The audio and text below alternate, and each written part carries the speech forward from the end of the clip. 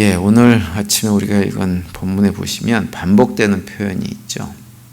뭐냐면 여호와의 엄중한 말씀이라고 하는 표현입니다.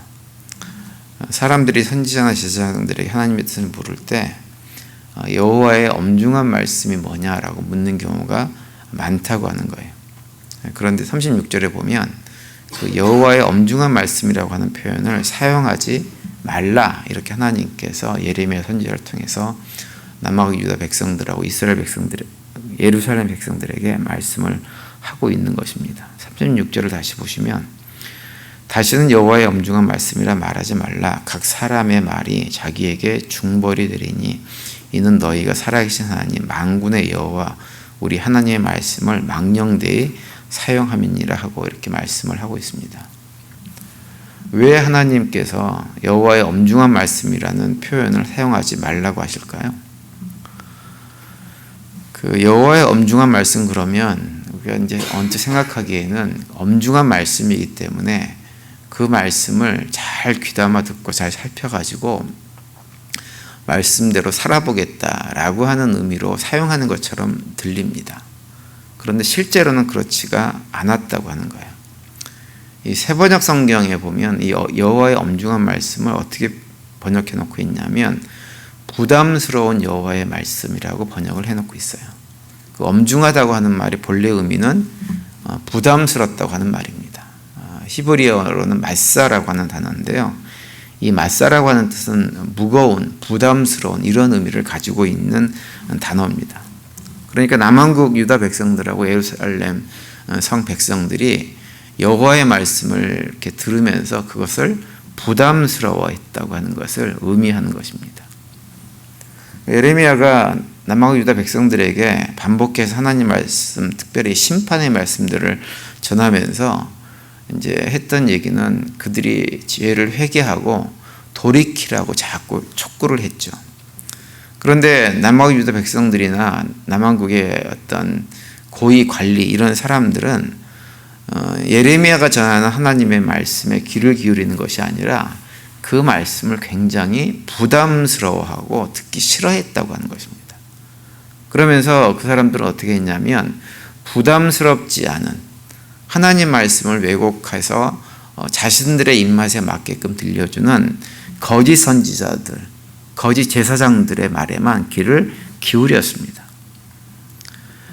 그 사람들이 하나님 말씀을 왜곡해서 전하는 사람들의 말에 귀를 기울인 이유는 다른 것이 아니죠. 그 말이 자신들의 탐욕, 욕심을 정당화해 줍니다. 그러다 보니까 자신들의 입맛에 맞는 거예요. 그래서 36절 끝에 보면은 여호와 우리 하나님의 말씀을 망령되이 사용한다, 이렇게 표현을 하고 있는 것입니다. 그러면서 여호와의 엄중한 말씀, 부담스러운 말씀은 하지 말라고 계속 예레미야에게 요구를 했다고 하는 거죠. 근데 하나님께서 그런 표현을 사용하지 말라고 예레미야를 통해서 말씀을 하셨음에도 불구하고 남아국 유다 백성들은 계속해서 사용하지 말라고 하는 그 하나님의 말씀조차도 무시를 했습니다. 그래서 결국 하나님께서 그 남아국 유다 백성들을 심판하시겠다고 다시 한번 말씀을 하고 있죠. 39절과 40절을 다시 보시면 내가 너희를 온전히 잊어버리면 내가 너희와 너희 조상들에게 준 이 성읍을 내 앞에서 내버려 너희는 영원한 치욕과 잊지 못할 영구한 수치를 당하게 하리라 하셨느니라, 이렇게 말씀을 하고 있습니다. 결국은 하나님께서 남아국 유다 백성들을 결코 용서하지 않고 오히려 그렇게 부담스럽게 생각한 하나님 말씀에 불순종함을 해가지고 수치를 당하는 결과를 가져오게 될 거라고 하는 말씀입니다. 시편 107편에 보면 이런 말씀이 있습니다. 10절과 11절에 보시면 사람의 흑암과 사망의 그늘에 앉으며 공고와 쇠사슬에 매임은 하나님의 말씀을 거역하며 지존자의 뜻을 멸시함이라, 이렇게 말씀을 하고 있어요.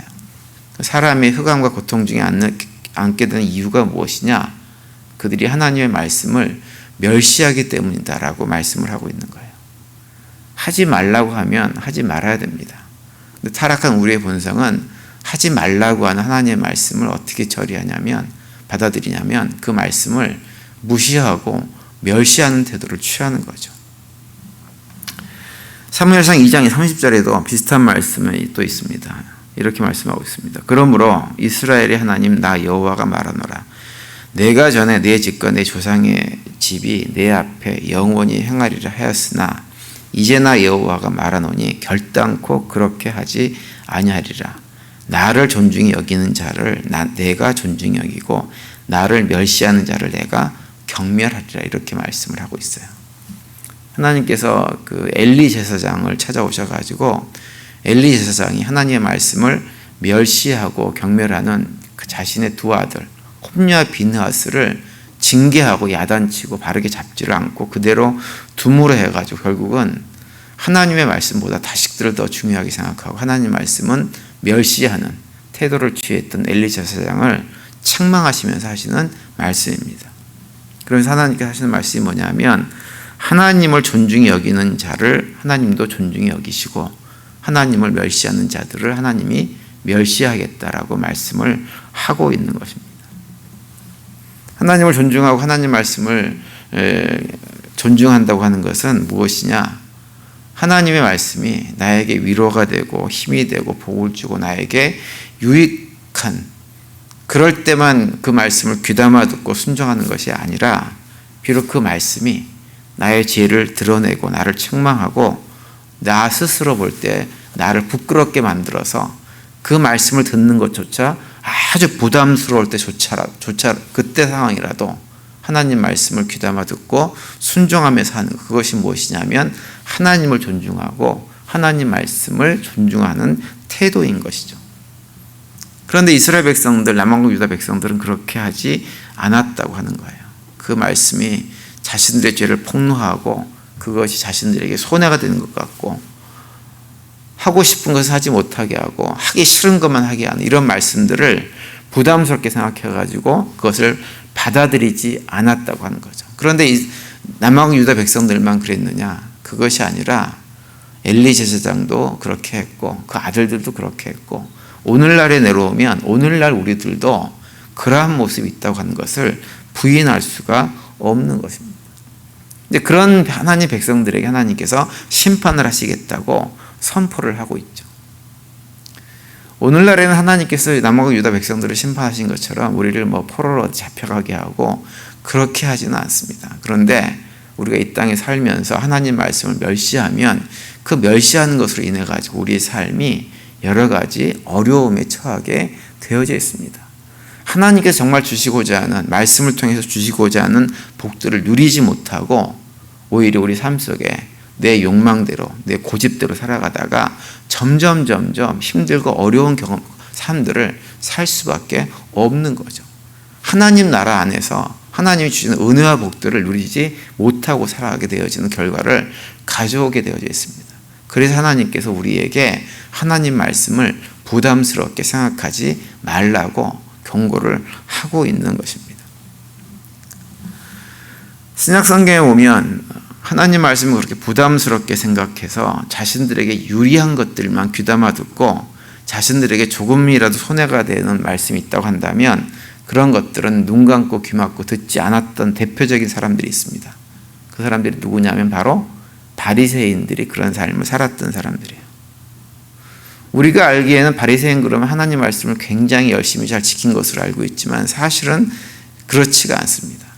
그 사람들은 하나님 말씀을 철저하게 왜곡해가지고 자신들에게 유리한 것은 받아들이고 유리하지 못한 것들은 다 내뱉었던 사람들이에요.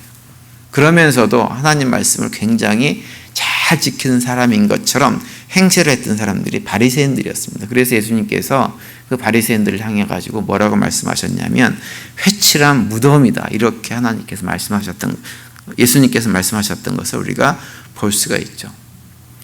그런데 바리새인들이 처음부터 그런 모습으로 신앙생활을 했냐면 그랬던 것은 아닙니다. 바리새인들이 처음 등장했던 것이 이제 기원전 2세기경인데요.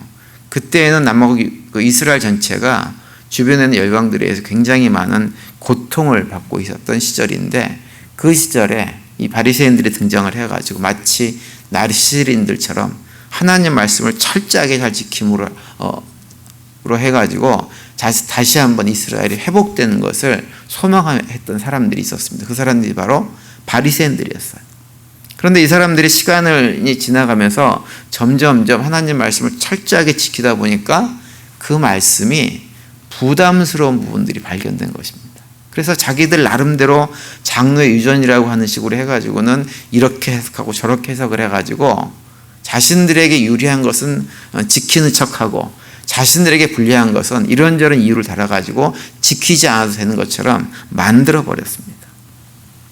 그래서 결국 예수님께서 오셔가지고 그들의 그런 행태를 철저하게 지적을 하면서 폭로하시면서 그들을 회출한 무덤이라고 책망을 하신 것입니다. 그래서 마태복음 23장 25절에 보면 이렇게 말씀하고 있죠.